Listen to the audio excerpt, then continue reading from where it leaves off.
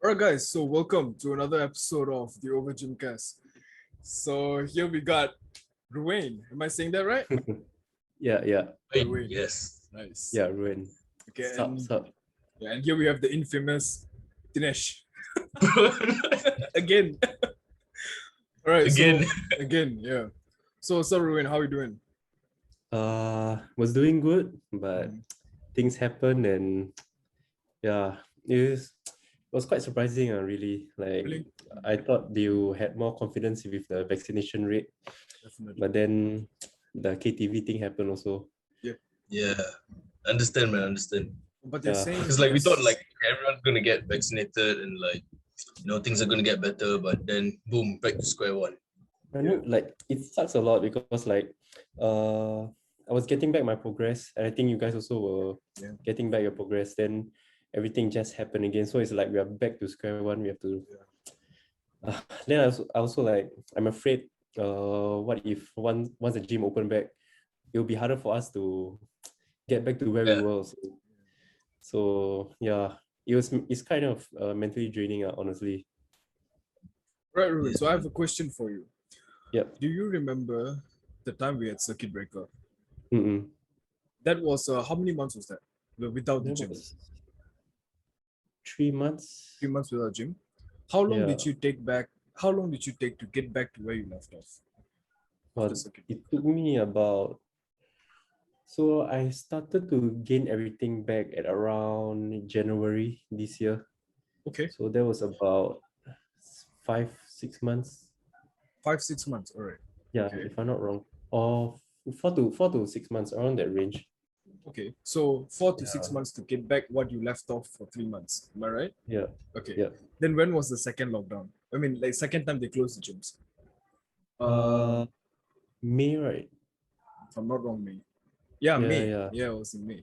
Okay. Took So me how long? about 1 to 2 months also. Around 1 month. So Yeah. 1 month. That was then, around 1 month. So am I safe to say that you made 1 month of progress, considering you took 1 month to get back to where you were, and then 1 month of progress? So after 1 month of progress, and here we are again. Yeah. Gyms are locked down for another month. All right. Yeah. Because the last lockdown was 6 weeks. So this is supposedly 4 weeks, but we don't know if they're going to extend. Yeah. Guys, hold on. Right. I mean,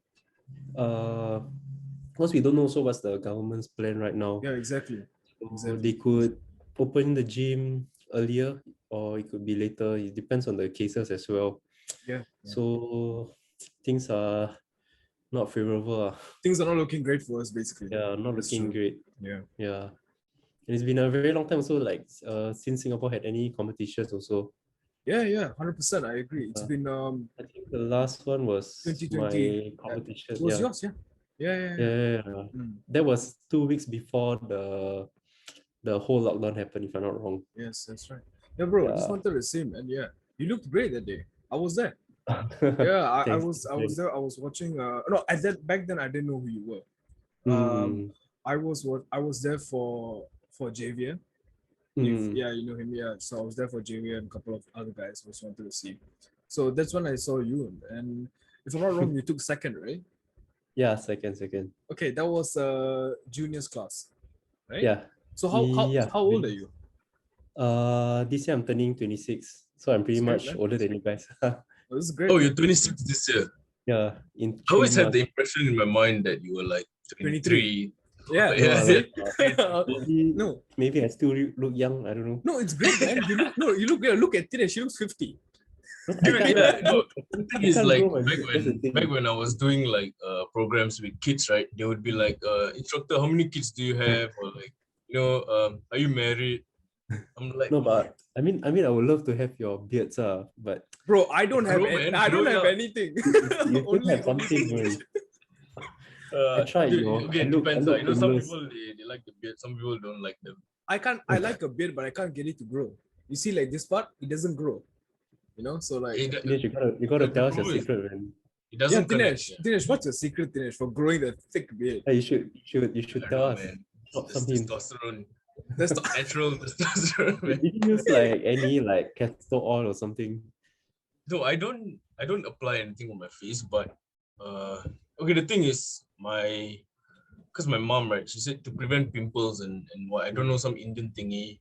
Like she used to put like turmeric or something, and that prevented my hair from growing much. Yeah, and then after that, prevented your hair from growing? yeah. It's apparently something females apply on like their body as well, so that the hair doesn't grow as fast or something. Yeah. I'm not sure if I'm saying this right, but yeah. So when did you realize you're able to grow a full beard? Dude, that was like, man, 2018 or 2019? 17? I think 2019, yeah. I was probably like 19 years old. Yeah. 19 years old and a beard. Look at me, I'm 19, I barely have anything on my face. Yeah. When I was 19, I couldn't even grow a mustache. Yeah, same. I can't grow a mustache. It doesn't grow, you know? Dinesh is just... Dude, but like, the thing is, my partner doesn't like the beard, man. Like... No, but do you like it? Yes, man. That's right. I like it. Then that's all that matters, man. Yeah. Right. But yeah, so I was asking Ruain about his show, the one that he did in 2020. Ruain, was that your first show? Second. Second, what was your first show? My first show was back in 2018, so I got fourth. Yeah. What show was this? Right? FM also. Okay, so 2018, so you was in juniors, right? Yeah, juniors already. Okay, so you were fourth. Yeah, because Yeah, sure, go on. I got into bodybuilding quite late, so I got into it at 18 instead of like you guys got into it quite early, right? I guess I was 16, 17. Yeah, 16, yeah. I competed in after like 1 year. 2018, right? Yeah, 1 year after I started. Yeah. Now it's like, okay, I'm ready. Let's go. I competed a year after Dinesh. Yeah. 2019, right? Yeah, 2019. Yeah. I remember seeing you with Javier and all. Yeah, it was a show where like you just want to dip your feet in the water to see how cold it is. You know what I mean? It was that kind of thing. I actually had a plan to do a show the year after, Showdown, but Showdown never happened. Okay. It never happened. Yeah. Your show was the last show. Then, I don't think a lot of people know this, but I'm Malaysian, so I hold a Malaysia IC and a Singapore PRIC.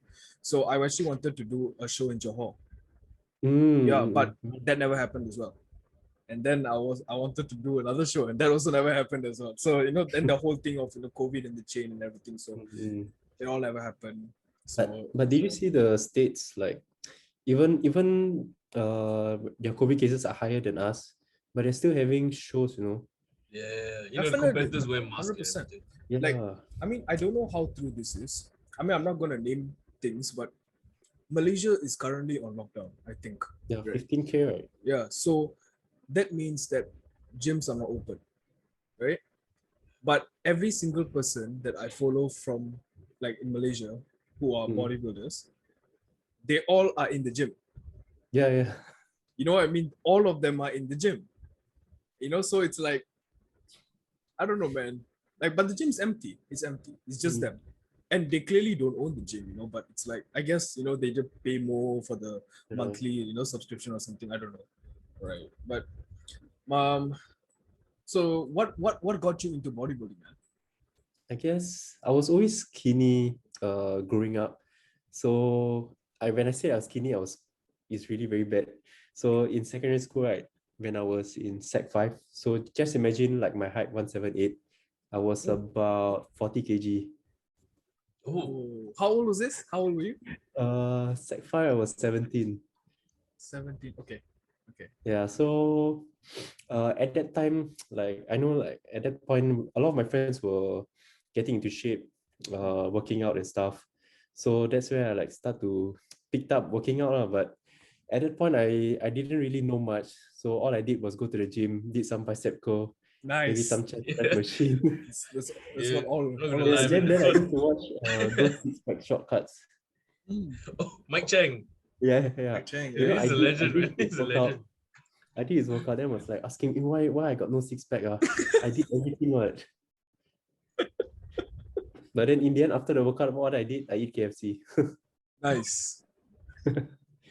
But yeah, I think we're all guilty of that. Yeah. I mean, we all had to start somewhere. Definitely, definitely. Yeah. So what got me into it was so after graduating from secondary school, I went to ITE. So all my life I've been playing basketball before then. So I wanted to try a different sport. I wanted to try something different. So that's why I took up a dragon boat. Oh, okay. So can you can just imagine everyone was very big and very huge. Yeah, yeah. And I was the skinniest of them all. So I really struggled a lot, like rowing the boat, doing their physical land training and stuff. So was very bad. But so that's where I got introduced with proper gymming techniques as well as programming. So it wasn't like very in-depth programming. So it's just those 5x5 and stuff and all. Understood. So when I started doing this type of program and I see my progress, and I saw how I looked like that's what really got me into it. So at that time at that time also I was thinking about competing, but I didn't really felt like I was good enough. Because at that point in my school there were people like Irfan and Suada. I saw their physique in the school gym. I really looked up to them a lot. So like I told myself, one day I would love to be where they are. Irfan as in, is it the Irfan we're all talking about? Yeah. Okay, all right, okay. Yeah, I think they don't know me, but we were in the same school. We also trained at the same gym also in IT West. Oh, okay. Okay. Yeah. So yeah, when I was training, I saw how they train were insane, and their physique also. Yeah, So yeah, that's what got me started. Then I didn't have much knowledge, so all I did was that, and then also, if I'm not wrong, during that time, dirty bulking was quite popular. Yeah. Yes. Instead of clean dieting like Yeah. how we have now, so everyone was just eating calories and training. Yeah. 100%. So I really I saw a change in my physique, but it was, if I compare it to now, looking back, it's more to fats and water. I see. Yeah. But what really got me into competing was I did it with one of my friends. So I have a very close gym friend. His name is Kenneth. He also competed in last year physique ball, but for seniors. Okay. So me and him like we have been training for quite some time. So we told ourselves, you know what, why not we just try, just pay the fee and just go for it. Yeah. So that's what we did. We paid the fees and just went through it. So we did the first one was a 6 months prep, but we didn't know. But we didn't know what to do. Wait, sorry, so 6 months prep as in you dieted for 6 months? Yeah. Or was it like you bulk and then cut? Dieted. We didn't know that we had to like do a bulk and dieting. So that time our knowledge was quite bad. Yes. So we did a 6 months cut. Then during that 6 months, like we screwed up a lot. Like the first week, really eating like 1.9 calories. Then God. we were doing 5x5 1 rep maxes. Like we really didn't know what to do. Yeah. So that was when also I joined Anytime Fitness. So that's where I met my first coach. He coached me in the last 3 months, and during that time, right, I really experienced what bodybuilding was like. Because it was very different from what I perceived it to be. Like I thought like, wow, bodybuilding is like we have to 1 rep max, we have to 5x5. But it's very different training with hypertrophy training. Yeah. Got tongue tied there. Yeah, that's okay. So yeah, it's very different. Like the things that you learn and the things that you do and the dieting aspect. So it's very, very different from what an average gym goer will experience to what a competitive bodybuilding will experience. Definitely. Yeah, because there's a lot of things that you need to fine-tune yourself to, and there's a lot of mistakes you have to go through in order to know what is right for your body. Because I feel that if you really want to know and want to do well in bodybuilding, you have to put yourself out there. Make mistakes. Make mistakes, put yourself out there, learn from it. That's what's the most important aspect. Because we won't know what our body, we won't really know how our body are like unless we really do like dieting and all. So that's when we'll know what's good for our body, like, and what's bad for our body. pretty much. So the first competition was a try and error thing. So I got fourth, but I managed to lean down quite a lot, but I was very skinny. So I was like 59 kg, 58, 59 kg, my stage weight. Yeah. I think I saw that. Yeah, but you're lean as fuck though. Yeah. Yeah, I look anorexic as heck. You look pretty good. Yeah, I think we were very. I've not seen Ruin's 2018 pictures. 2020, yeah, I think I've seen it. Yeah. 2018. Because it's in my Instagram. Okay. Yeah. I mean, what about you guys? What drove you into bodybuilding and competitively? No, actually, my story is very, very similar to Ruin's, as in the turn to bodybuilding. As in your first show, I also didn't know what I was doing. I dieted for 6 months. I signed up for Anytime Fitness in my last month, and I got a coach 7 weeks out. Yeah, so my story is pretty much similar to Ruin's. Only thing that I wasn't super shredded lah. That's the only difference. I mean, it's all part and parcel. It's all part and parcel. Yeah, exactly. Definitely. Like for me, my first show, so I had no coach. Yeah, I was just like, okay, I've got abs. Let's compete. Man, at least you had abs, man. I was like, I don't know what I want, but I want to compete. My abs were like not even like thick. You know, it's just man. The shredded abs. That one I got like 5th place. There was supposed to be like I think 8 competitors or like 7 or 8. Yeah, and then a few didn't come, so there were only 5 of us. And I got 5th place, and I was like, yeah, what's with people not showing up to shows, man? Yeah. Dude, I'm not gonna name this friend, but he. Yeah, so you're saying? Yeah. I'm not gonna name him, but he signed up for 2 shows and he didn't come for both of them, both years. Yeah. Consequent years? Yeah. So the second comp. Yeah. Sorry. Okay. Consecutive years.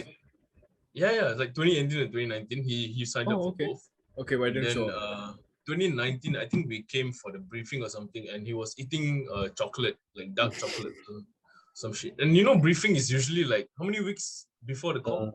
1 month, right? Or like 1 month, yeah. So he was eating that, and he was like, he said can lah, coach say, and I'm like, all right, cool. Yeah. So and then he didn't appear for that as well. Then I was like, all right, but you know, he might have his reasons, you know, ill or might fall ill or whatever. Yeah, but I've seen people walk out the back door, like walk out. They come in on the day of the show. They come in on the day of the show. They get tanned and they leave. Yeah, I've seen. What? Yeah, 2019. That's what I saw a few guys. You know, they got in and left out. But the money though. It's $170, right? Like 70 for tanning. No. Yeah, I don't know if the tanning is 100 or 70. I can't remember. 100. Tanning is 100, I think. 7. Student was 70, if I'm not wrong. Something like that. There was student price. Yeah. Really? What? I thought everyone was the same. I didn't know. No, scam, man. I didn't know. Student price. Dinesh, really? we paid 170, right? Dude, how much was the registration? 70. Tanning was 100. Yeah, then I'm pretty sure the tanning was 100. Yeah, tanning was an expensive thing. Yeah, it was 100, I think. I can't remember. It was like 2 But years quality ago. was good though. Yeah. Not bad though.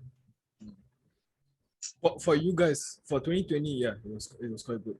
It was quite well done. Yeah. 2020, same. During 2020, I really had like the mindset to win, honestly.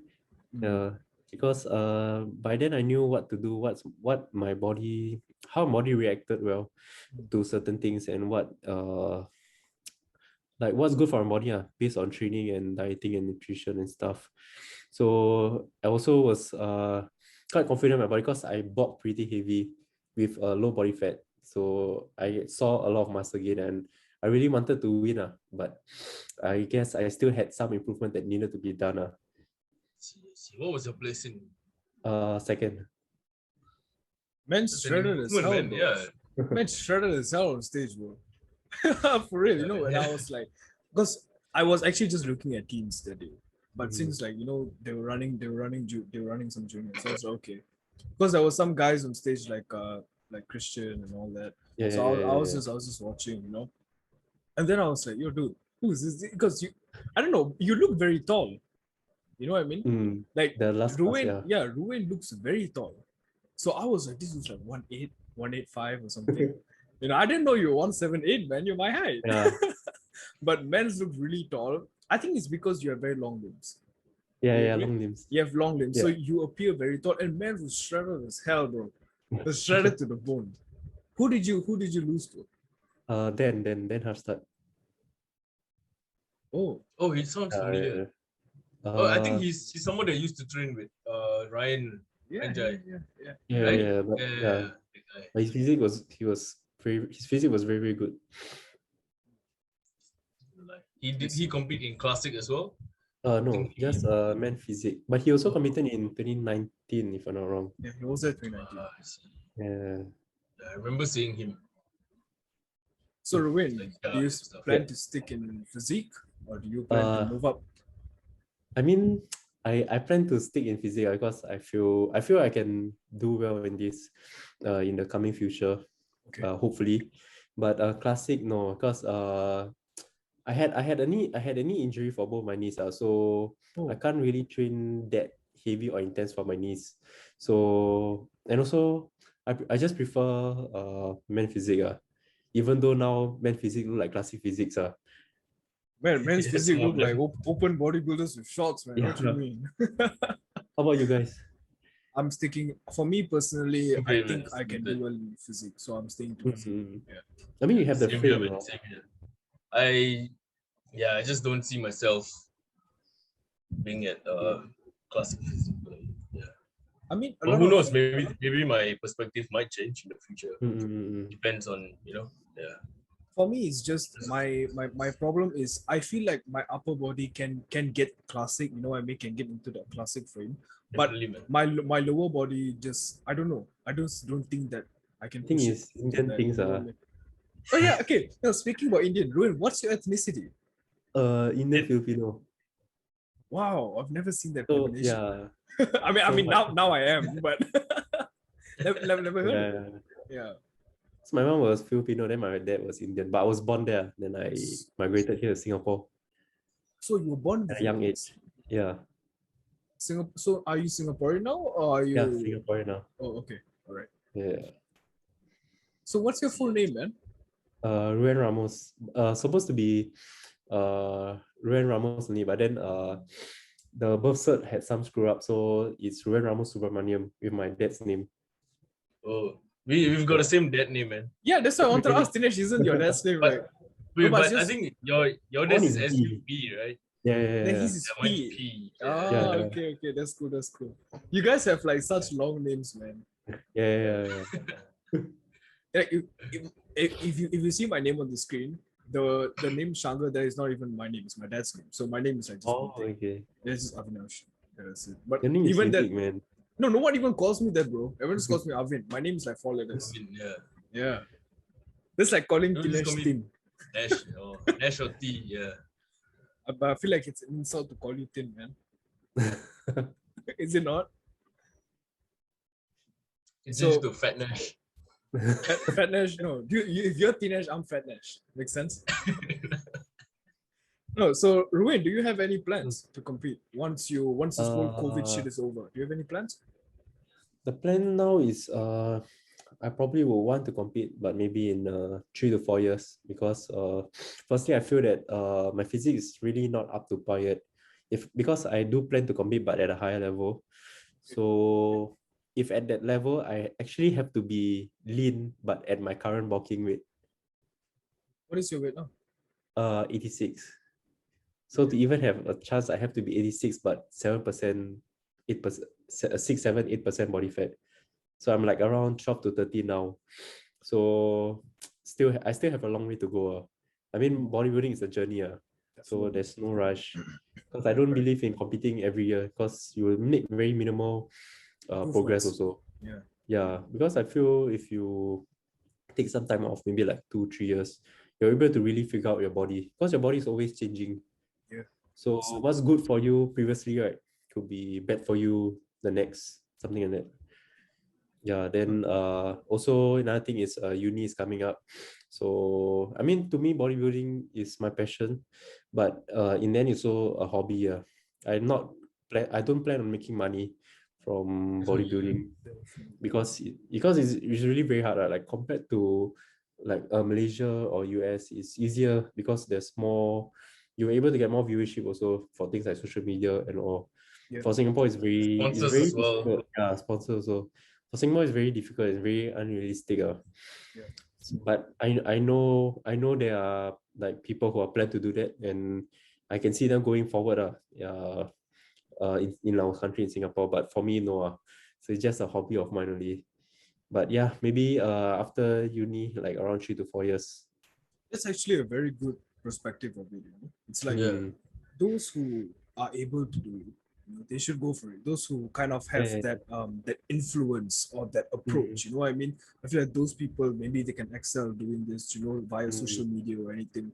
But I think, the three of us, our goals are pretty aligned. Like we have to source out to something else and make that as our career and then have bodybuilding at the side. Okay, maybe not at the side, but like bodybuilding is definitely like, I don't know about you guys, but like bodybuilding is a priority for me. So like I put bodybuilding first, but not above my education. You get what I mean? Like for me, it's still education first, and then bodybuilding. Yeah. So definitely, man. That's a nice way to put it. Dude. Thanks. Yeah. I mean, it's a lifestyle to all of us. Definitely. 100%. It's not. I guess you couldn't say it's just a hobby, but it's more of a lifestyle now. Because to me, like I ingrained bodybuilding into my life, so it's like eating, sleeping, drinking water. It's like that. Yeah, everything you do is because bodybuilding, right? There's a purpose, Like it has a purpose. Like whenever I train, I always tell myself like every set, every reps, every session, right? I have to do it for a purpose. It has to be done for a purpose. I can't half-ass anything. I will never half-ass anything. So that's why every time when I'm in the gym, I just, just shut everything, just go train serious, go in, go hard, go out, get out. That's my mentality to training. Yeah, that's my mentality to training. I don't. You're saying? Like I don't like to half-ass. So when I train, I will train hard. Like you can ask any of my friends who train with me. Yeah, that's my mentality on it. That's great, man. So you're saying, okay, I'm gonna put this out for you. Maybe you can tell me if I'm warm or not. So what you're saying is when you go to train, when you're in the gym, you completely shut everything out, as in whatever problems or whatever like responsibilities. Okay, not responsibilities, but what is bothering you in your mind, you're able to shut it off and just train. Is that true? Yeah.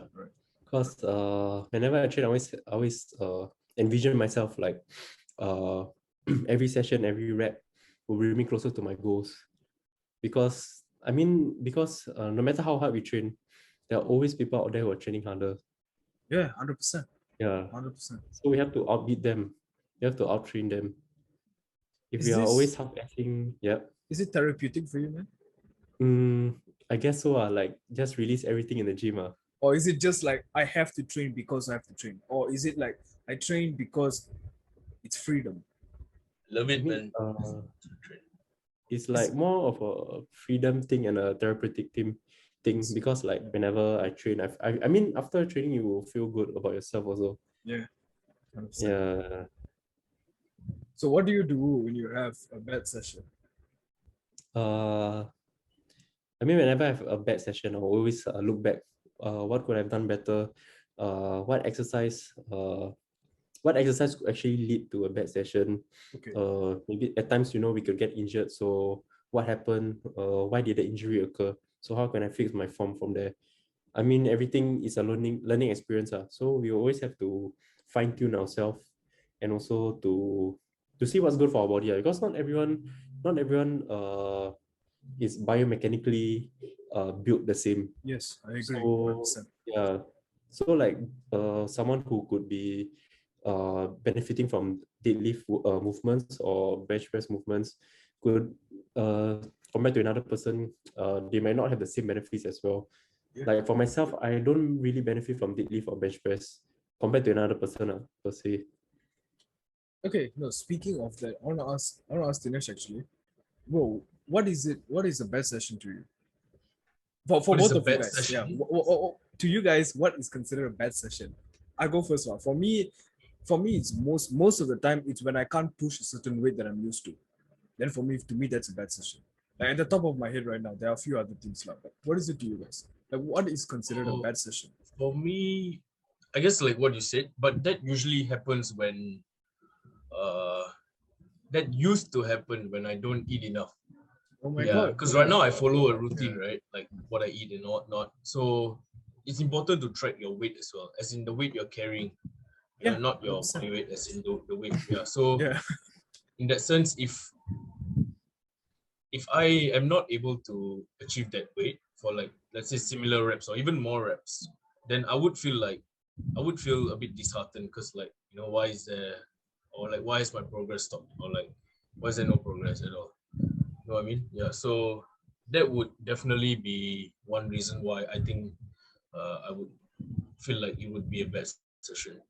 Other than that,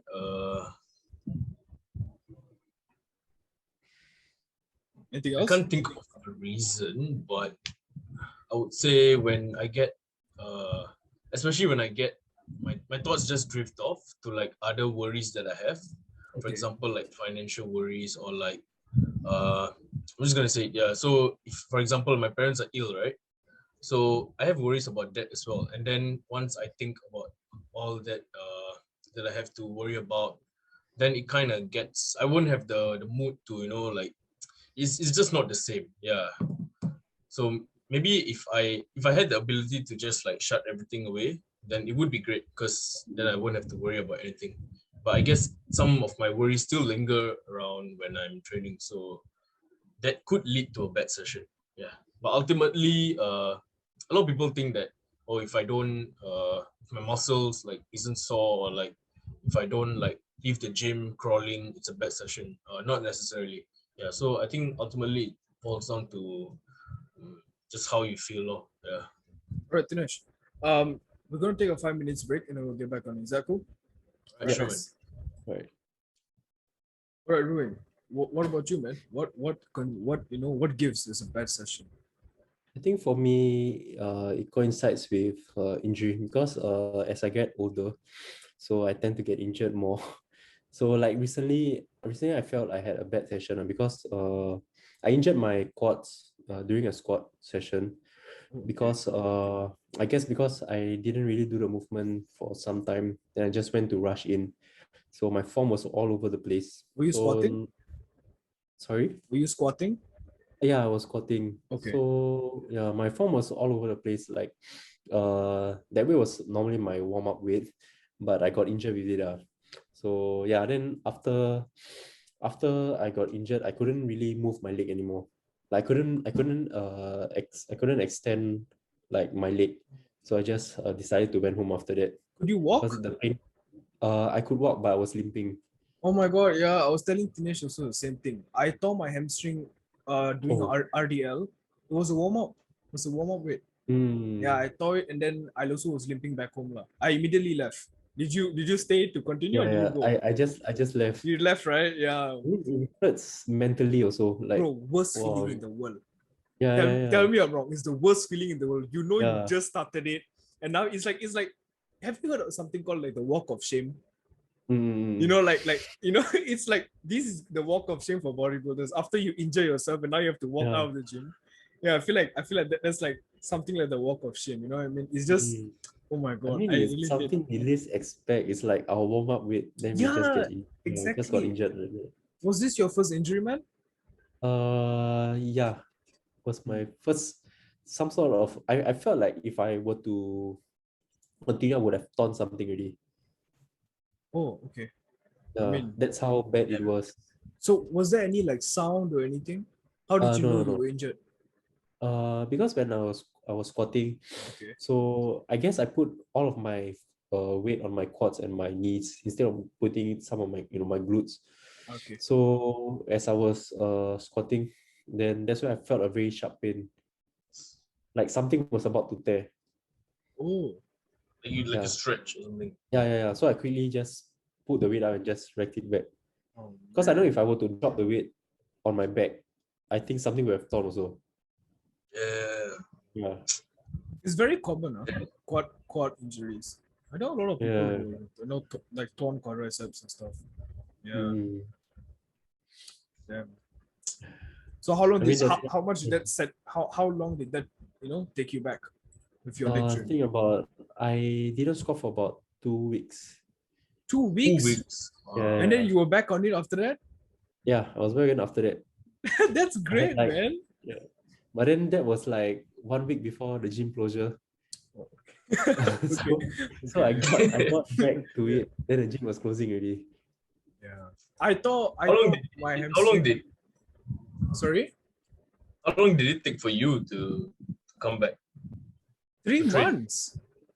3 months. I couldn't, bro. The first month I couldn't do anything free weight. Means no dumbbells, no bench, no squat, no deadlifts, no rows, nothing. Everything had to be machine work because I couldn't even get myself to sit down. How do I put it? The pain was towards the hip. You know what I mean? Like it tore from the top. So it's not at the bottom. It's like, because you know how, I think I've said before, the hamstring muscles are like very long, right? So like imagine like, I don't know if this is semitendinosus or membranosus, just like popped out like all right out of the hip, you know? So the pain was that it was a very like loud pop sound. So I couldn't like, even sitting down, I had to like sit towards the outside so that I wouldn't place any force on the hamstring. But thankfully there was no bruising. There was no like blue black. I mean, like there was no pain or anything, but like whenever I moved, like my range of motion is limited in that sense. You know what I mean? Yeah. So it took me about 3 months. I injured myself in December. So by the time March, February, I was then only I started like leg training again. Yeah. Was there any surgery or? No, I didn't go for any surgery. So it just healed by itself.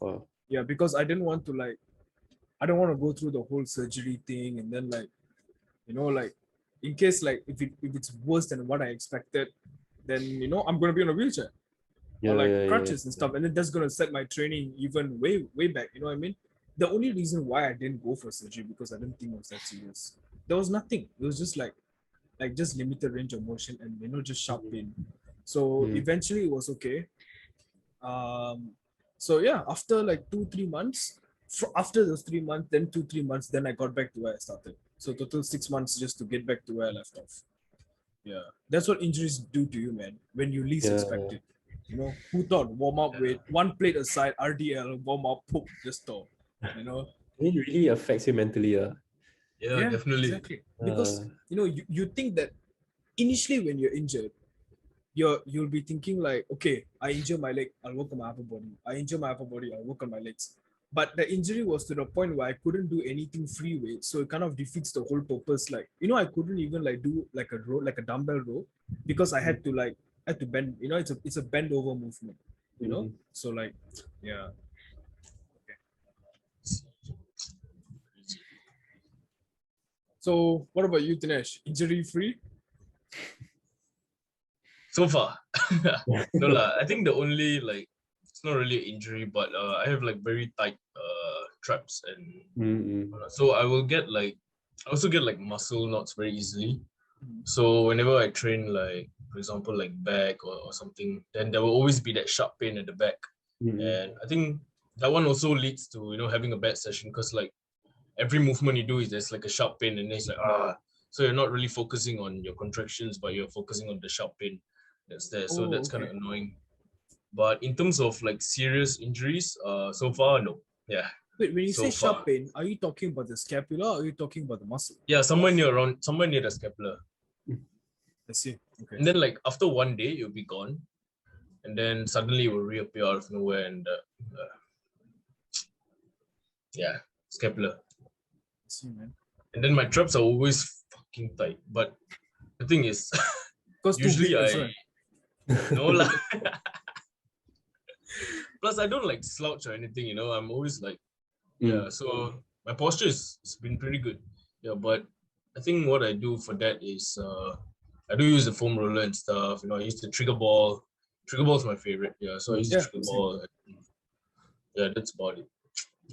It's never the tightness has never really gone away, to be honest. I've yet to try like what's that called, cupping and like sports massage. Sports massage, yeah, same. Not tried it yet. Oh my God, speaking about this, Ruain, when are you starting your degree in physiotherapy? I will be starting in September. It's great, Dude, man. I'm like so excited for you, man. Bro, is this Thanks. Because that's a course I want to do as well in the future. it's So an amazing course, hopefully, man. So is this Yeah. are you in the advanced thing, or are you doing the whole You three don't, years 9 months? yeah, I'm going to do the whole 3 years plus. Okay. Any So particular because reason as to why you chose mm, that over the advanced? firstly, the advanced is more expensive. Really? That's one. I thought it was Yeah. cheaper. No, it's more expensive. It's like double the price. Oh my god. Yeah, yeah, it's double the price. Then also I looked through the modules. I don't think I was able to do advanced because it's very rigorous. It's very rigorous, and yeah, I just afraid that I'll fall back behind also. Sorry to cut you short, man. What was your diploma in again? Health services management. So it's about the admin side of hospitals and clinic and stuff. I see. Okay. Yeah, I didn't really like it, but my because I was from from ITE, What so was my your GPU. what was your NITEC? Wait, you did okay. You did NITEC, higher NITEC or high I did NITEC then? high NITEC. So higher NITEC poly, then now you're gonna Yeah. do your degree, right? So what was Yeah. your higher NITEC in? High tech was hospitality operations. Oh, okay. So So all right. I always so assumed that you did hotel. something like sports studies Yeah, or sports I wanted exercise to, science. Yeah. but at that time, sports wasn't really well known compared to now. Okay. So like my parents were like, you go there, you earn money, those kind of things. Yeah. Initial Then response. Yeah. yeah, then I was like, okay, why not I try something different, try hotel. Didn't like it. My GPA was bad, so I just applied something that's I'm able to get into. So yeah, so in poly I just worked hard and got into a degree that I would wanna. That's great, man. Mm. So for those of you who are watching and don't know, it's quite hard to get in, right? It's quite hard. Yeah. There's entrance tests and a bunch of. You want to run through this? I mean, what you can say, about like the requirements and all that to get in? What I can say is to really work hard in school because they have actually SIT has a GPA criteria that a lot of people don't really know, so they actually have to research about it, and they give off a percentile for each like GPA, like how many percent you're able to get in if you are 3.6 and below, or what's the percentage you can get in from 3.6 and above.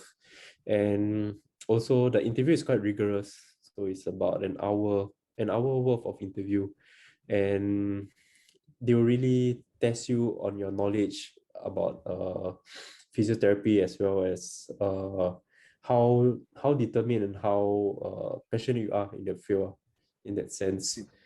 Yeah, so you would already like have to know some content about physiotherapy. you have to know. You have to know contents about it, because they'll be asking a lot of things about it, and you really have to show like you're really very passionate about it. Like what differentiate you from the rest of the applicants are. Wait, is this jump a very big jump for you from what you were studying in your diploma to what you're doing now? Is it a very big jump? I had some related modules like anatomy and physiology that I took in poly. So, and also having passion in bodybuilding also works, because I'll be taking modules like Kinesiology. kinesiology in my degree. So it's good to have like certain knowledge about it, because I did have certain knowledge about it from bodybuilding, because I mean, like, you have to have knowledge if you want to compete and want to coach people also. Correct. Yeah. I feel like bodybuilding put me through school, man. You're like, sports science, right? I just graduated. Like recently, I don't know when. I mean, not officially lah. I mean, I just got my results, so I'm just waiting for my cert now. Then I'm waiting to enlist. I think Dinesh knows, but I was actually a dropout. I dropped out of poly in year 2. I was doing something I didn't like. GPA was really bad. So what were you doing again? I was doing chemical engineering, man. Oh wow. Yeah. So far off. Yeah, it was very hard. I mean, as in, it was very hard to get in the first place. You know, with O levels, it was really hard to get in. But at that point, something like you, man, like I wanted to do food science technology because I was that was the year I started like bodybuilding. So I was like, I want to learn more about food. But you know, initial response, you know, can you make money? I was like, okay, you know, I have a family who is in this engineering line, you know, chemical engineering seems like a cool course. I was okay in chemistry, you know, let's just try. Man, it was the worst thing of my life. Don't understand anything. At the end of the day, I dropped out with failed everything, you know, so I was like, she's not for me, man. But I mean, in a sense, it gave me like a second chance to like try all over again. And I mean, like not boasting, but I did pretty well. And I feel like it is because like you can't screw up the second time. You know what I mean? Yeah. Like when you do something the second time, you gotta make sure you don't screw it up again. You know what I mean? So that was kind of like the driving factor or like the driving motivation for me to like do well in school. And on top of that was something I chose, something I'm passionate about. So I better like live up to my word. You know, so that's kind of the reason why. But yeah, I graduated, so now I'm just waiting for national service, man. Yeah, that's about it. Yeah. Yeah, I think if you're doing something that you love, then I don't see why you can't succeed in that, because you love doing it, you love everything about it. So I assume that you would eventually succeed in it. Yeah, Yeah. exactly. As for me, yeah, so I did like sports studies all the way from like IT, and like I did NITEC in fitness training. I had enough to go to poly, but they didn't want me there, so I don't know why. So I had to go to higher NITEC. You applied RP, right? RP, yeah. I tried to appeal as well, but yeah. So after that, I did one more year in higher NITEC. Sports management. Then, sorry? Sports management, is it? Yeah, I mean, sports management. Yeah. So one more year in higher NITEC. And then I did not know about health management. I only knew about what's it called? Sports science. Yeah. So I tried to appeal for that. That was actually my first choice. Yeah. And the course that I'm in currently, which is business, was my fifth choice. Yeah. So everything before that was all sports related courses, in like I think that's your I think TP. That's like sports and wellness or some other poly. I can't remember. NYP, is it? Yeah. I think so. Yeah, sports and wellness or something. Yeah. So at that point of time, I just wanted to do something sports related. Yeah. So I read about the business course where like year 2 onwards, you are doing sports management. So I was like, okay, that's pretty cool. That's like the business aspect as well as a bit of sports studies, sports management facility. And I think there's a biopsychosocial aspect of aging and stuff like that. So that was pretty interesting to me. Yeah. So my end goal was always to do physiotherapy. But I guess, I mean, would you say that, okay, so for example, my internship is next year. Okay. Right. And I'm actually already sourcing out for physiotherapy clinics to actually go to for internship. Okay.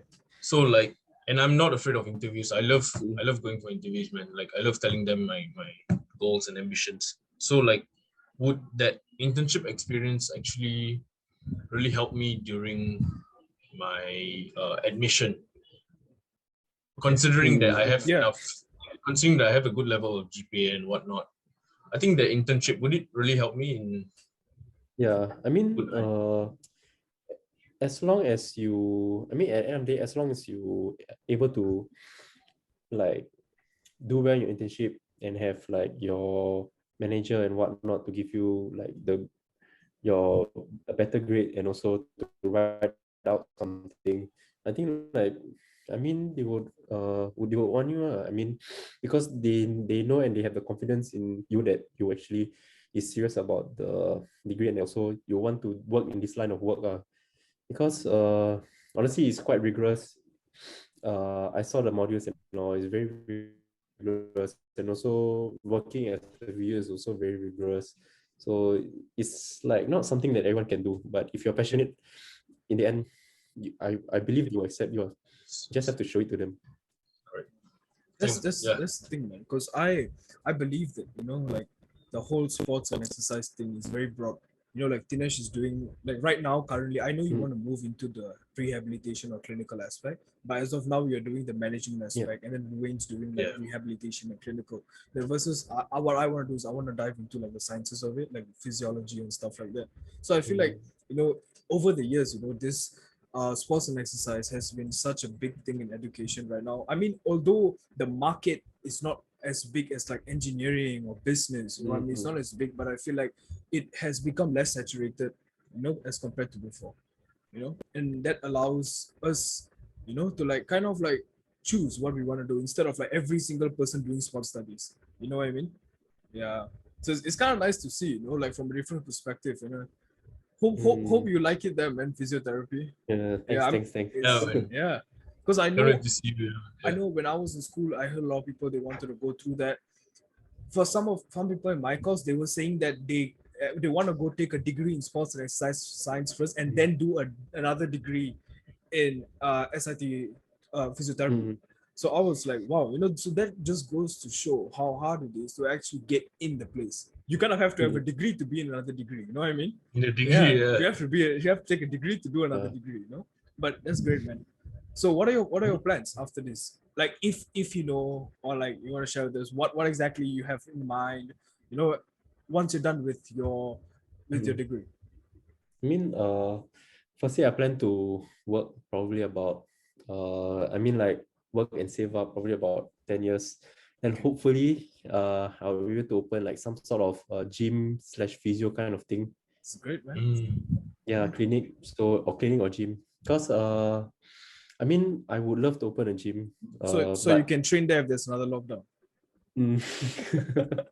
But I mean, if we were to speak in a realistic manner, it would take a lot of funds to actually open in Singapore. Yep. So I would love to open one in the Philippines first. So once I'm able to get the revenue that I would want, so maybe I can open one in Singapore. Yeah, that's really great, man. Preferably. Because I was thinking the same thing as well. But I mean, not nothing to do with physio, but like I just wanted to open like just a gym, like passion project, not something that that you just want to focus on making money off, but it's more of something that because realistically speaking, we can't get rich, off a gym. We can make enough, but we can't get rich, So that was a plan, open up, a gym in JB because I'm from there. Like just start off small, see where it goes, enough funds, open one in SG as well. So that was my one of my future goals as well. Yeah. So it's nice that you actually kind of like get that physiotherapy and the gym, and come together. Yeah, I think it's pretty cool. Yeah, it's pretty cool, man. Dinesh, you were having something like that as well, right? Like an idea of that? Yeah, I assume that we'll be like working together someday. In terms of opening a gym. And I think it was good that we actually planned to like open a gym in JB first. Because honestly, I think opening a gym in Singapore, you need to have that wow factor. You need to. There are so many gyms opening. Recently one just opened in my area. That's the thing, man. Can we all agree that there are way too many gyms in Singapore? Too many, bro. Too many. I can't keep track of like how many. Too many gyms from a certain franchise, but I don't say anything. For what? Anytime Fitness? Sometimes Fitness. Sometimes Fitness. Oh yeah. No, that's what I was saying. That's what I'm saying. It's called Sometimes Fitness because my outlet is not 24 hours. So I'm like, why am I paying for Sometimes Fitness? It's ridiculous, man. Let me just say my previous, because I used to work in Anytime Fitness, and my previous boss, I think by the end of like 2-3 years, he's gonna have 14 clubs, man. Single franchise owner, 14 clubs. 14 clubs.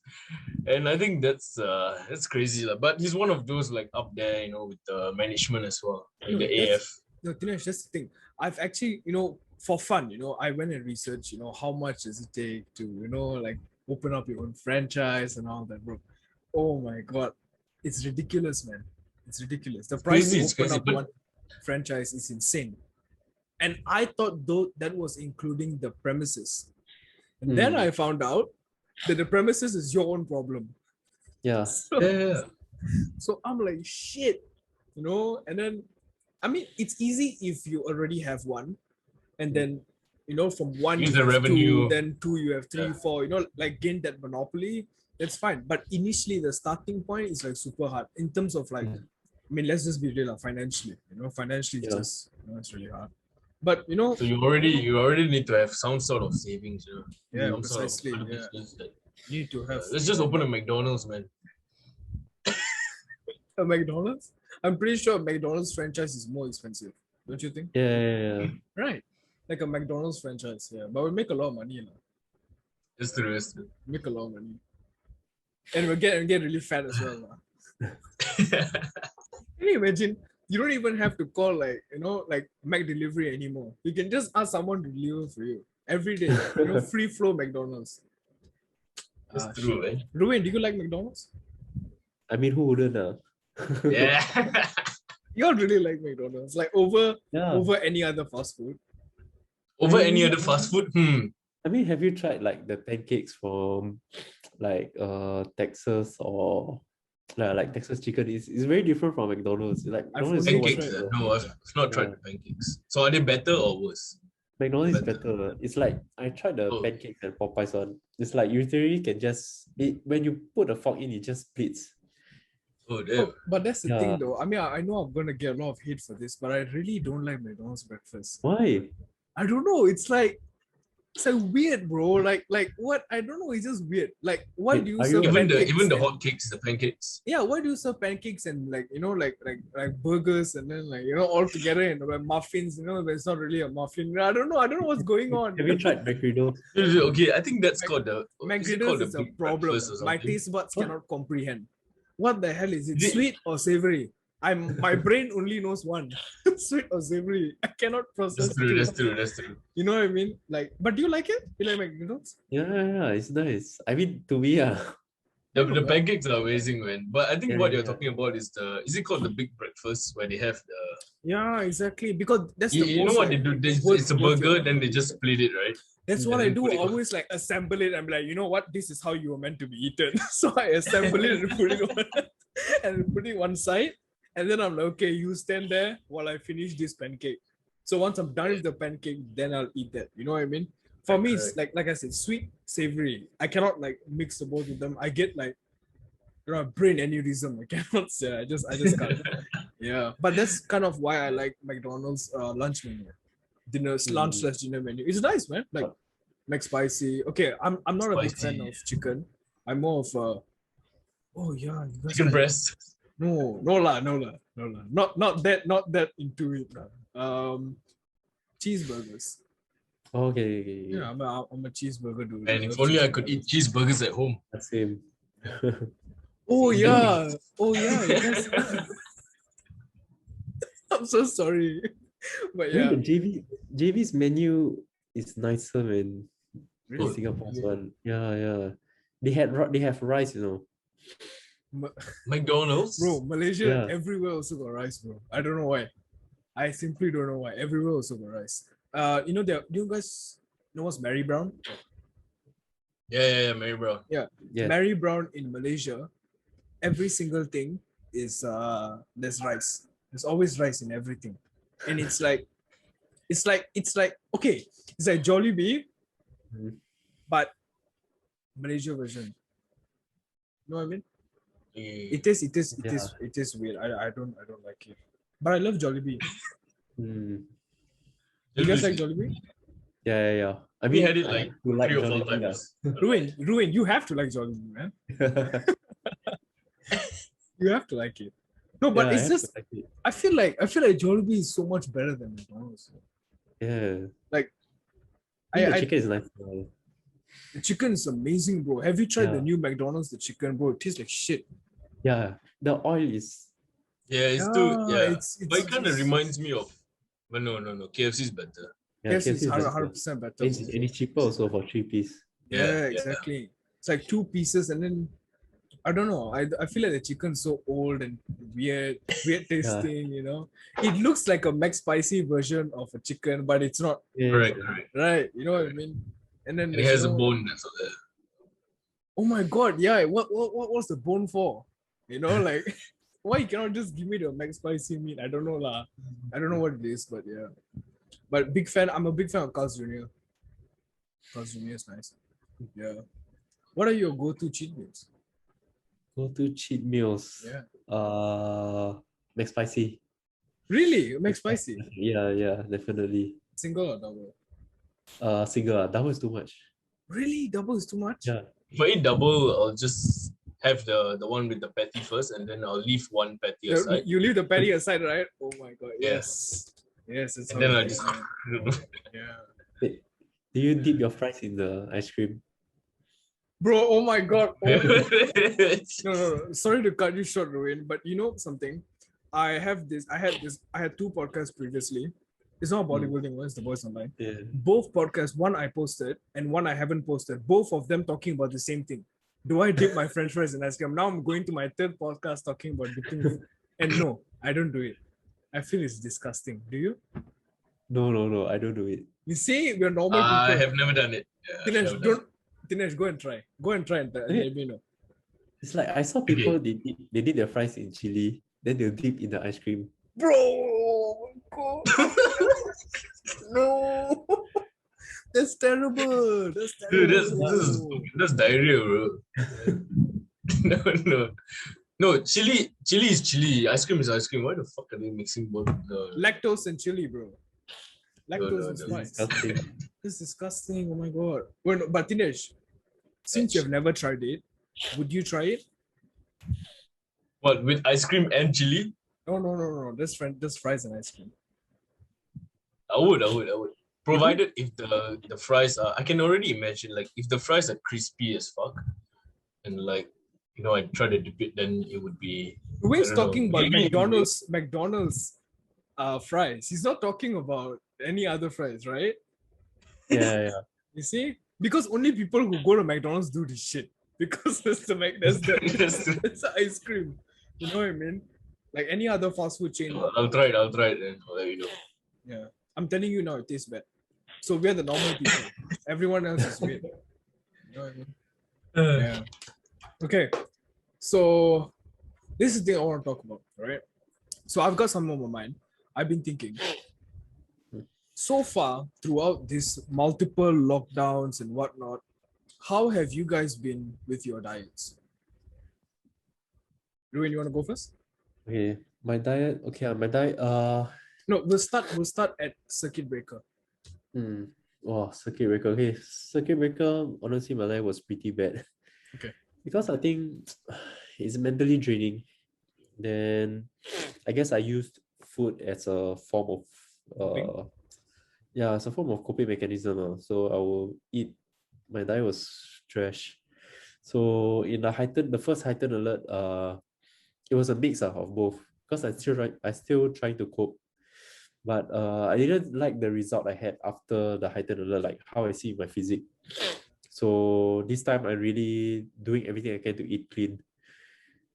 Yeah, or maybe like cheat meal once a week. But other than that, it's just I will really do my best to eat clean.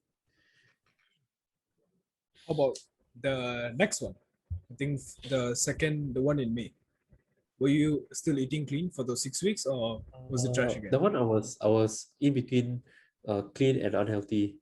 So I was still trying to cope with the situation because I mean it's really mentally draining. Like to have a taste of freedom and then to have it taken away from you again. Yeah. And I really use food as a coping mechanism. But this time I told myself to not let it be the case and just try my best to eat healthy as possible. Okay, last this week. I know you've been dieting. That's what I'm asking. How's your diet going, man? It's going great because to be honest, that's how I normally eat every day. So I mean I will have my cheat meals when I'm with my girlfriend, my family, or maybe when I'm out with my friends. But most of the time at home I'll just eat the way I usually eat because I don't know, I just feel better, honestly. I agree with you. After a certain point of like dirty food, right? Yeah, the only thing that makes sense is clean food, and you suddenly feel so good. You know, the food tastes like shit. Okay, not shit, but like it just tastes like meh. You know, meh. But it just feels so right. You know what I mean? Yeah, I don't know. This is just the way I think. So How long do you think you're gonna keep this up? I'll try as much as possible, but I really would want to because like what I said, I have goals to reach in 3 to 4 years. So every little thing we do every day will affect the goal eventually. Yeah. So it's a matter of discipline. And what bodybuilding, I mean, bodybuilding is the best sport to teach you about discipline. Right. So yeah, so I mean, in the end also, it's a test for you also to see like whether really is bodybuilding is for you or not. Yeah. Because if you were to cheat on a diet here and there every time, I mean, when you're on prep next time, you're bound to cheat again. Yeah. So it's best to have these little habits now than to scramble yourself in the future when you're on prep. I mean, I get that. I get the tendencies to cheat. It's all a skill, right? That you have to master. Yeah. You know, like mentality. Yeah, you know, like creating that mentality is a skill. It's not as easy as going to a store and buying something. You actually kind of have to like persevere, especially if you're okay. It really depends. Right? If you are prepping alone, let's say you're going through a show, you're doing the show alone. You don't have anyone. You don't know anyone who's doing the show with you, or you don't have a training partner. Blah blah blah. The tendencies for you to cheat or to go stray away from the program or the plan is more higher, as opposed to, let's say you have like a friend who's doing the show, you have like a whole group of people that doing the same show together, working towards the same goal. Tendencies to cheat are lesser, tendencies to go off the track, tendencies to not follow your programming or stuff like that. I feel like it's a lot lesser. Does that apply to you, Ruain, or do you think that you work better alone? I mean, definitely. Like if you have someone to hold you accountable, be it your coach or your group of friends, because at the end of the day, if you like you feel that you're not disciplined enough, at least there's someone looking out for you, to keep you grounded, keep you accountable. I mean, it will help you to motivate you. I mean, like it will motivate you surely to keep on your diet, especially when you see your friends are getting leaner and more shredded. And I know you wouldn't want to cheat on your meals because of that also. Because like you want to be on par with them, on track with them. I mean, like in my last prep, like my coach gave me a cheat meal, so I ate McSpicy. I couldn't even eat the whole burger. I ate half and just wanted to vomit. Same. My last prep also, I had towards the last I had a refeed. It was a McSpicy meal without the McChicken sauce. Yeah, it was. I don't know. I just didn't feel right. You are so used to clean food. Yeah, so used to clean food. It didn't even enjoy it. Like it was just like somebody told me to eat this, so I'm eating it. You know what I mean? Yeah. Sorry, you're saying, Ruain? Oh yeah. That's what I meant. Like you don't feel good. It's just you feel bad. Because it doesn't really benefit you. I mean, it does in a certain way, but I feel clean food is still better for me. So Dinesh, what about you, man? How do you feel on this? Do you feel that training with someone, having someone hold you accountable for the things that you do, it can be leading towards a competition, or it could just be like a long off season, doesn't matter. But like where do you think this lies? I think okay, so during the first time I competed, right, I had no coach or anything, right? No guidance and whatnot. So there were times where I cheated, I didn't see my mindset was like, no, I'm still going to be lean, it's not going to make any difference. But then once you learn about how much of a difference it can make, then you see the importance of like not cheating, and then the second time I competed, I had a coach with me, and then he would constantly ask me, do you cheat? There was this time where like, because I have to send him videos every day, of like posing and whatnot. So I have to send him videos every morning before eating anything. Yeah. So there's one time he was like, why do you look like shit? Then yeah, straight up he was like, why do you look like shit? Then I'm like, oh shit. But I didn't cheat or anything. Yeah. So he was like, why do you look like shit? Then I was like, then he asked, do you cheat? And I said, no. Then after the next day I sent him the same thing, the same routine. Then he was like, okay, this looks better. Apparently he sees something that I can't see. Yeah. So I think all that experience and whatnot, is helps him to see things better in some way. Yeah. So I think if you want to cheat and whatnot, your coach will notice. You might think that you might not notice, but they might notice. So second comp, I also had training partners, and that really helped me, stay on track as well. Yeah, I didn't really like have tendencies to cheat and whatnot. And then now, since there's no upcoming shows and whatnot, my cheat meals are only every like 5 to 6 days. Only one meal every 5 to 6 days. To just But even then, when I have my meals, right, I feel weird. Like my stomach won't take it well, and like sometimes I even vomit. you know. Hey, I'm so So sorry. We're going to take a 5 minutes break. Is that cool? yeah, Okay, yeah, back? sure. All right, man. Right. Yeah. So when you have training partners, then you won't really feel you won't have much tendencies to cheat, lah, basically. Yeah. And Unless when you're I training with me, then we go train really hard. We train really hard for like 2 hours or beef something. fried rice. And then we go and eat like shit after that. But that was like when was it? I wasn't even dieting then. Yeah, neither was I. Yeah. So right now I've been eating clean since April. It's July already. Since late March, April. Yeah. So far I've been doing well in terms of having strict cheat days. There are some days where my friends are like, you know what, like just skip on your diet lah. Let's go and eat. I'm like, but no, my mindset is like, if my cheat day is supposed to be on Wednesday, then on Monday I'm not gonna cheat. On Tuesday I'm not gonna cheat. On Wednesday will be my cheat day. That's when I'm gonna have my cheat meal and stuff like that. So even your cheat meal wise, you have to be strict about it. You can't just anyhow eat whenever you want to. Yeah. I mean, you follow a routine, stick to it. Don't stray off it. Yeah. And I think I was talking about like what was I talking about? Was it training? Was it the food? Yeah. So yeah, I mean that's pretty much what I feel like I have to say about like cheat meals lah. Yeah.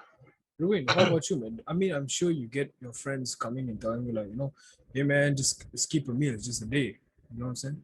Do you get that often? I mean, actually most of my close friends are all bodybuilders. You see that's the great part, man. Yeah. So I don't really get that questions because most of the time when I go out with friends we gym and we normally bring our own food. So yeah, even in school before I would just bring my meals. That's the culture I love, man. That's actually yeah. Because I have a group of friends, but they have been friends with me since like Site 1. I've known them since like the day I landed to Singapore. So like these people, they understand, the life I live. So there's no questions asked. When I say that, you guys go ahead, I'm prepping. They say sure, they get it. Or like, hey guys, I'm going to go to the gym. No, sure. They don't care, as opposed to like different people who don't understand what you're doing, then they might have some questions, But that's actually the culture that I really like, man. Like having, like friends who are also bodybuilders, so it's much easier to understand. You guys go train together, when eat together. It's a lot easier doing things together as opposed to, I know bodybuilding is a very individual sport, but if all of these individuals are doing the same thing individually but together, it kind of like boosts morale in that sense. You see your friend prepping, hey man, gives me motivation to eat, because if your life sucks, my life sucks too. So we're in this shit together. That I feel like that kind of like mentality really gets me going in a sense. Yeah, so that's why I kind of prefer training with Dinesh, because Dinesh pushes me, and I push him vice versa. You know what I mean? Like we always try to hit like, okay, you can do more, I'm here to support you, shit like that. I don't know, man. For me, this is just like a culture that I really love, as opposed to doing it alone. Like as of now, with all these like restrictions and stuff, I can't go over, he can't come over, and the gyms are closed to begin with. You know what I mean? Yeah. It kind of like sucks because like you can't doing shit alone.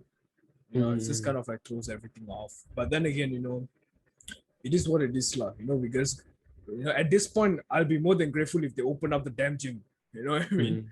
Yeah. So, at least have a cap on it or something. I mean, like there could be measures, Yeah. That's I'm like rolling my eyes, bro. There are so many things that could be done. I just believe Yeah. that the gym is a scapegoat. I truly, truly believe that the gym is just a scapegoat. Whatever happens, gyms are the first to go. Gyms are the first to go. It's the first to go. I mean, I guess some of them, they don't really see it like gyms is not a place where we just only like to take care of our health and all. It's also something for us in a sense that it helps our mental health. Definitely. Yeah, and like I feel a lot of the higher ups don't really see that, Yeah. and they don't really understand where we are coming from in this. Yeah. Question is, do the higher ups go to the gym? Probably not. That's why they don't understand. Honestly, no, yeah. even if they do, they don't understand the purpose of a community gym. Like, Yeah. you know, like it can even anytime fitness is somewhat a community gym. You know what I mean? Like Yeah, fair enough. you just don't understand. Like it takes a certain level of dedication in the gym to actually be a part of that community and understand what this whole thing is actually about. You know what I mean? You don't have to be a bodybuilder. You can just be an avid gym goer to understand what the hell this is. You know what I mean? But yeah, I guess okay, personally I feel like they could lesser, make lesser people, go in at once, or limit the timings, or what else can they do? You know how Let us work out some with our people, mask on. yeah, with the mask on, or some gyms, okay, not some people in the gym that I work at, they wear gloves, like those latex gloves. They wear latex gloves and they train. So plus, I'm pretty sure every machine has a wipe down, like towel and spray. Every machine, bro. Every machine. It's like, yeah, every machine, right? So what else do they want? There's a 1 meter distancing. There's some machines are being closed to have that 1 meter gap. Every single measure I can think of is being taken. So why not just impose a little bit more and keep the damn gym open? Why go out of your way to close the thing entirely? That's just my thought process, because there are a lot of people riding on these personal trainers, gym owners. Like a lot of people are affected. Not only those consumers, but those people who actually run the show, or people's whose livelihood depends on this. You know what I mean? So I don't know, man. I feel like it's a very rash decision, and we're just scapegoats. I mean, not we as in the gyms are just scapegoats all the time. Like the time, I think I saw a post. I think it was from Dino Kang. Yeah. He mentioned something quite interesting. He says that like when we are in malls, shopping centers, we don't really have that social distancing. So another thing is like for example, when we buy clothes or shoes, we are always touching the items and all.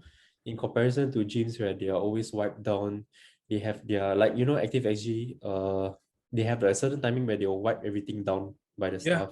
Yeah. So it's always being monitored, it's always being clean. There's measures implemented.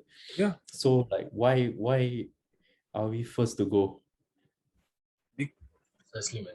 Precisely. I mean, I want to say this, but it's going to bring a lot of controversy, but it's true. You know what I mean? We just don't generate money for, the higher ups. So the first to go. That is the only thing I can think of.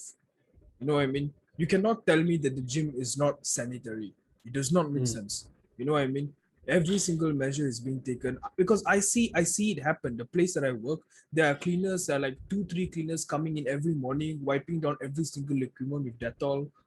You know what I mean? Like every single measure is being taken. Everyone is following the rules. So why gyms go first? It just doesn't make sense, But yeah, at the end of the day, it's all about money, right? What gives them money? I mean, that's just my opinion. I mean, there's no right or wrong answer. I may be wrong. There's one measure like I don't really, it doesn't really make sense because if you see they allow like people to actually exercise in groups of 30 with masks on. Yes. And they don't allow that in the gym. Okay, because they say that there's a chance that we are able to spread the virus, spread water droplets. But then if we were to put it in that perspective, then when we are outside wearing masks, right, wouldn't we be sharing the water droplets and all if they are having that kind of mentality on it? Yeah, 100%. I agree. No, it's the Why same. can we work out outdoors but not indoors? Yeah, I mean we are outside A in the more controlled environment.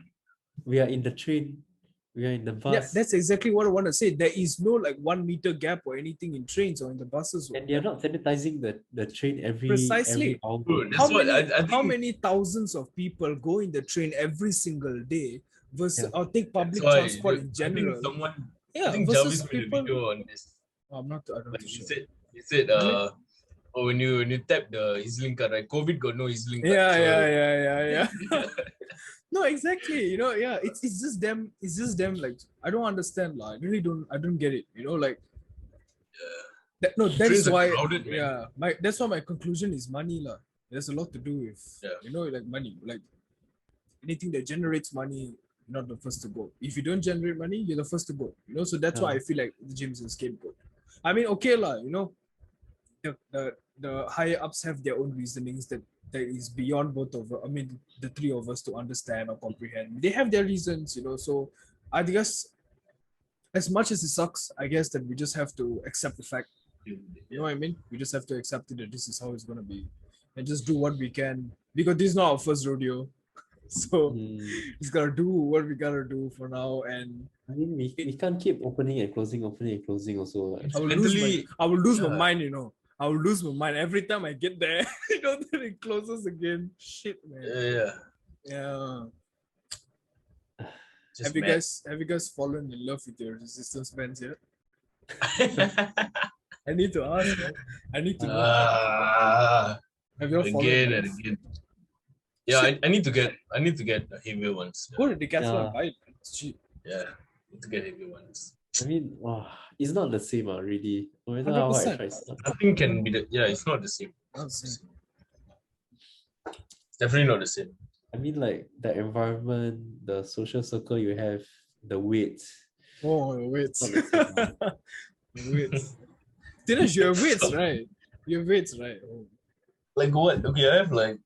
You have a barbell? So I never change it at all. Like it's 20 kilos. It's the plated ones. So you have to like.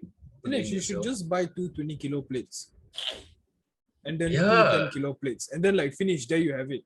Old school gym setup. That's true.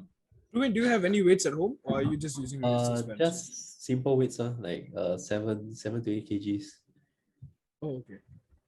I have completely nothing, man. I have a stationary bike. And I use my girlfriend's resistance bands. That's about it. Yeah, so that's training.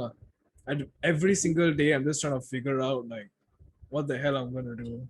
So I changed my split to push-pull legs. Yeah, instead of like the usual bro split. Yeah, as long as you're doing something. There's something's better than nothing, right? I guess. Even if you don't do anything, it takes about 3 weeks to actually experience muscle loss. 100%. So there's still, and from that muscle loss to gain back based on muscle memory is also very fast. Yeah, 100%. Yeah, but it's draining, really mentally draining. No, but that's the thing, because I told you guys I work in the gym, right? So my desk, I'm still working as of now, because I'm taking care of like outside facilities and all that. So as of now, the administrative office is inside the gym. So I work inside the gym.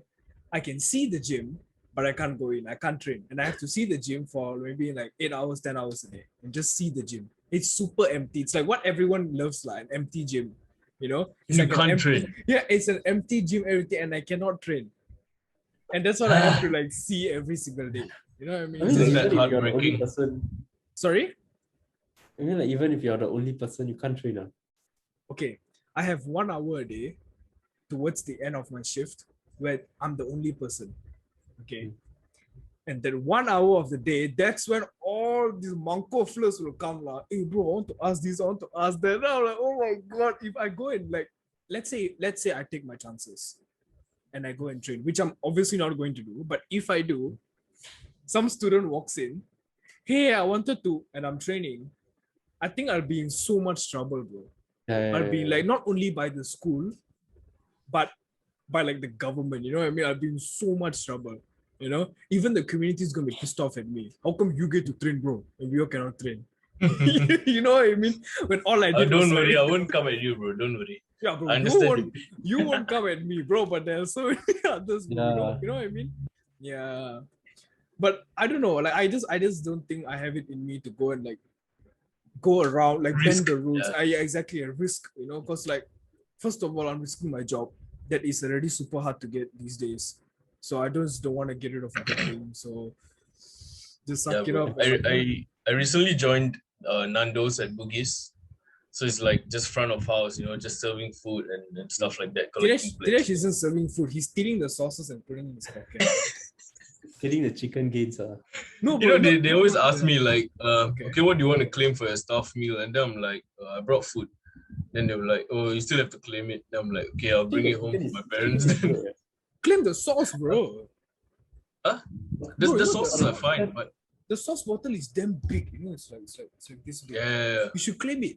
All zero. Wait, they're like what, 10 calories or less? I'm not sure. 15 Really? 15 calories? Yeah.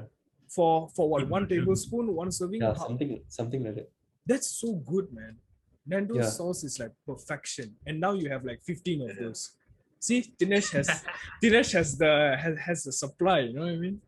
That's what I was telling him. He should just try to steal as much sauces as he can, as opposed to chicken. Chicken is chicken, bro. Chicken's not going to change, but the sauce, it's great. Then now after this, back to phase 2, boom, job gone. Why? Oh yeah. There's no one to serve, my man. There's no one to serve. Yeah. So it's like we don't need any front of house stuff. And it's only been 1 week since I joined. 1 weekend that I've worked. And then were you paid at least? payday's coming soon, yeah. So shit, Ruain, man, like are you working, Ruain? No, just waiting for school to start. School, Nice. Yeah. Wait, but that's will you be working? I will check my schedule.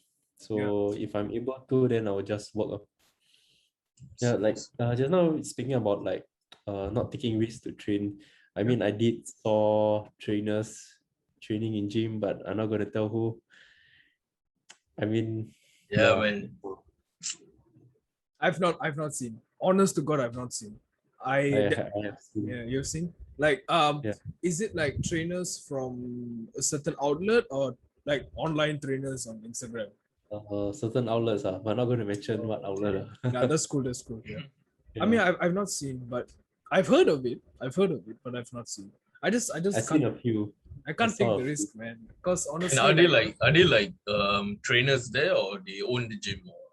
Trainers there. Trainers. They're probably there for like equipment check or wipe down equipment. Equipment check, okay. Equipment check, yeah. No, that's what. If the machine working, this was when the gyms were open. So my shift, the way I work is I can train in the gym, but not during work hours. So sometimes my shift is 10 hours long. And you spend 10 hours there. The last thing you want to do is spend another 1.5 hours. So sometimes I don't go for my break. I just eat while I'm doing my work, or or like whenever I'm free, I don't go for my break and I use my break time to train. So sometimes the management comes in and I'm like, equipment check. Yeah. Then I pretend like I'm actually checking the equipment, like actually like trying things out and stuff. Then the moment I leave, I'm back to my set. Yeah. But obviously I'm not going to do it during this phase 2 heightened alert stuff, because it's not I don't know, like it's not legal, so I'm not gonna go out of my way and try to do something that's gonna jeopardize myself. But that's about it. Yeah. Ruain, do you have any go-to sauces for your chicken and rice, or like whatever you eat? I mean, the go-to is of course sriracha, man. Sriracha, really? Yeah. I mean, sriracha is good. Have you tried sriracha? I have, but there's so much hype around sriracha though. I kind of find it a bit like I stick to sriracha or the lingam chili sauce. Legend, bro. Lingam chili sauce. Bro, the lingam chili sauce is the best, man. Like, wait, anything that's zero salt, zero fats. Have you guys tried mustard? Yeah. The Heinz, is it? Heinz low sugar. Yes, yeah. Heinz low sugar. Yeah, that's nice. It's nice. It's nice until it's in your bag for like 4 or 5 hours, and then because that was what I used during my first prep, my own first one and only prep. I used what's veggeroni? It's a vegetable-based pasta and some mustard, and beef, like the 96.6 beef, 96.4 beef. Yeah. So I remember mustard was like my go-to. I don't know why. I really like that added like tanginess. You know what I mean? Yeah. Mm. So mustard is my go-to, but as of now, it's not 0 calorie. Okay, NTUC has this lime, like those hawker center, the lime garlic Oh chili yeah. paste. Yeah, they have Yeah. Like the that. sambal thing, right? Yeah, exactly. Yeah, they have it, and it's like I think it's like $3 for a packet or something like that. So I kind of use that. They have like a whole series. There's like the chinchalo, sambal belacan, and garlic lime. So the chinchalo is a no-go for me. The smell is too pungent. So I went with belacan and lime. It's like 15 calories as well per teaspoon. That's the thing, it's per teaspoon. So it's still nice lah to eat with like rice and stuff. How about you? Okay, Dinesh, yeah, you said Lingum's chili sauce. I don't know how you'll eat chili sauce. I just cannot. I don't Since like chili sauce. 2018, bro, Lingam. I don't like chili sauce. Yeah, it's weird. And that one's a little bit sweet, lah. A little bit. I like Heinz has zero sugar free sugar. Yeah. Tomato That's sauce, nice. right? The ketchup, yeah. So I remember once during prep, I told you I was eating beef, right? So I took the beef, the Heinz 0 calorie mustard, and the Heinz sugar free ketchup, and there you have a cheeseburger. Cheeseburger, So like just small things like that to try to like get you through prep or whatever lah. Yeah. Everything okay, Dinesh? Yeah. Okay, yeah. No, cause I'm hearing something from your side. Yeah. Oh, maybe my parents. Okay. Yeah. You need some time, man? No, it's all good. Yeah. Okay. Probably watching drama or something. That's cool, man. So last question. I won't try to keep you so long. Just one more thing, right? Let's talk about coaching, man. I kind of want to know your perspective and your insight because I know you do some coaching, but I also know that you don't actively promote your coaching. Yeah. So what's up with that?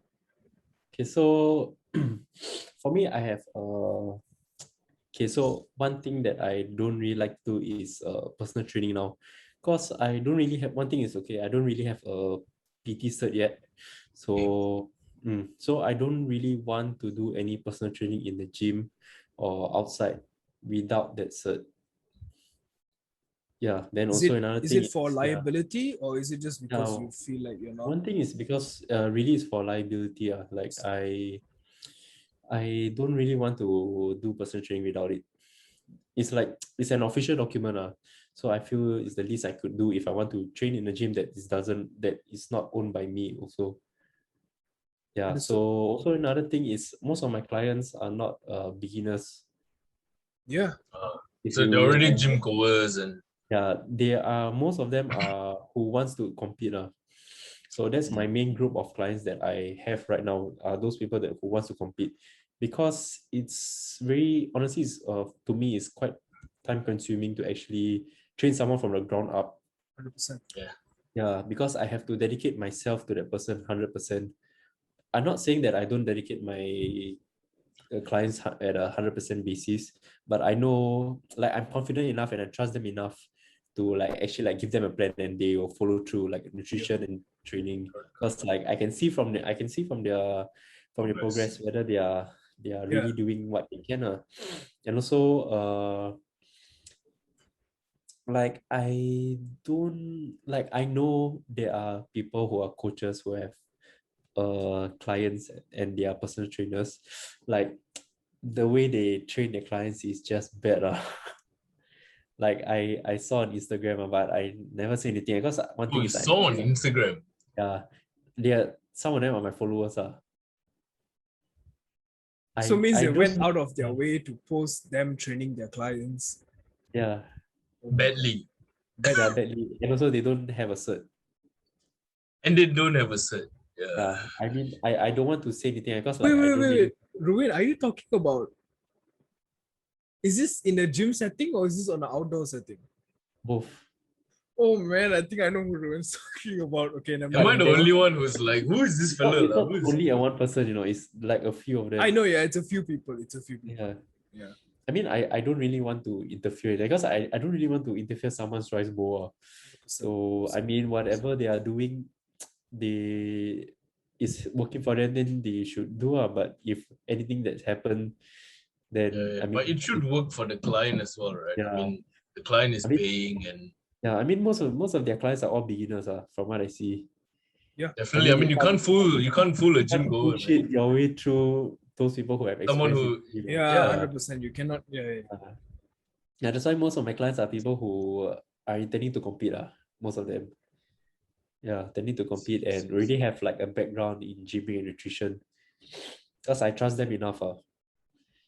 But what's your opinion on, for example, people who don't have a professional certificate, and then let's say they, like in your case, they don't have a professional certificate, yet maybe like compete once or twice, and then they immediately say that, oh, I offer personal training and coaching, and then they start having clients. What's your opinion on that? This is why I don't promote my coaching, because I rather they come to me instead. Like if you want my help, I'll help you, instead of like me promoting, because I don't really see myself as up there for now, because I mean there are other better people out there. But if you want my help, I'll gladly help you. And also I feel that a cert is important because you go through the personal training course, you will learn a lot of things, learn a lot of the anatomy and the human body, and a lot of nutritional important things about nutritional facts and all, which I think is very important. And you shouldn't like train clients without this kind of knowledge, because in the end you're not just they won't be benefited. You're just Gives you, like, yeah, you're just scamming them basically. right, gives you some sort of credibility as well. Credibility. And also especially if you are doing this in a gym that is not owned by you, like at least have that credibility. Yeah. Because if anything happens, if the client get injured or what, and Screwed, man. yeah, you're screwed, man. They will sue you. They won't sue the gym. They would of course, assume that they would assume that you're a professional to personal protect trainer. you against. Yeah. And then once they find out that you're not a professional personal trainer, you're gonna get like you're gonna get screwed. Man. No, so that's the thing, because I agree with what Ruain is saying, because okay, I'm just saying that a piece of paper doesn't determine my worth as a trainer. That's one thing I agree. But in terms of liability, that's when all this comes in. I agree with you, although I'm certified as well. I'm a certified personal trainer, but it doesn't mean that I know any better than a guy who doesn't have a certificate. You get my point? Like a piece of paper is just a piece of paper, you know what I mean? But a knowledge behind what a person has, it's unmeasurable. You cannot measure that, right? It's from that is all experience. Yeah, it's all from experience. But in terms of liability, to safeguard your interest, then I feel like what Ruain says, makes sense. Definitely makes sense. But at the same time, these online coaching people, right? From what I know, like I agree with what Ruain says, like he feels like it's better if they come, to us instead of us promoting and stuff. This is what actually me and Tinesh are doing. We offer services like this, but we never promote it. You know what I mean? Okay, Tinesh, he was doing on-site personal training for a while. I was just doing OC, but I never promoted it. Like people came to me and I was like, okay, we can work something out. But I envy you, man. You have clients that are already, who already understand this thing, For me, every person, okay, I have like one person who was experienced, but after it were all beginners, and it was like nothing negative to say, but it just took me, it took me a while to adapt. And it honestly was a little bit frustrating initially, because you're like, why don't you understand this? Why don't you understand that? It's very different when you're training someone and training with someone. Yeah, exactly. When you're training someone, it's more of like not telling them what to do, because telling them what to do is easy, but you have to tell them the reason behind it, as opposed to telling, an experienced gym goer or like someone with who's intermediate level, you tell them you need to do this. They already understand why they need to do it, and they understand how to do it. That's the most important part for me when it comes to online coaching. It's not about what to do, it's about how to do it. Because everyone can do something, but the way they do things sometimes just doesn't make sense. You know what I mean? Like you tell them, to like, okay, we're gonna do this like XXX, okay, exercise, but we tell them that they are in this block of training. In their head, it'll be like, okay, I'm gonna do this, but their rise time may be all over the place. Their tempo may be all over the place. You know what I mean? Or like their, there's so many things like intensifiers, so many things that go to it that if you're a beginner, you don't understand. So you have to explain it one by one, or spend more time with them. Yeah. So that's just my opinion on it. It's good that you have more, advanced or more intermediate level of clients.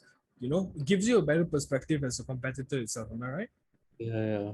I mean, I'm always learning. I'm also learning from them, like how their body works, and some of the training style also applied to myself, because at times they give me inputs on what's good and bad for their body. So from there, I also will also learn. So in a way, it's a good experience. Like you're able to learn from them, they're able to learn from you, and both parties are benefited from. That's great, man. Okay.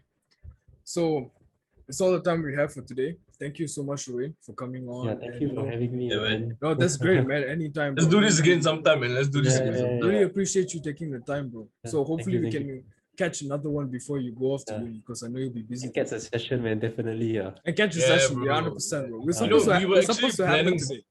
Yeah, it's supposed to happen today. I was telling you, supposed to go to Harbourfront, and gym there. Stupid COVID. All right, guys. So I'll see you guys in the next episode. Right? Bye. All right. Thank you.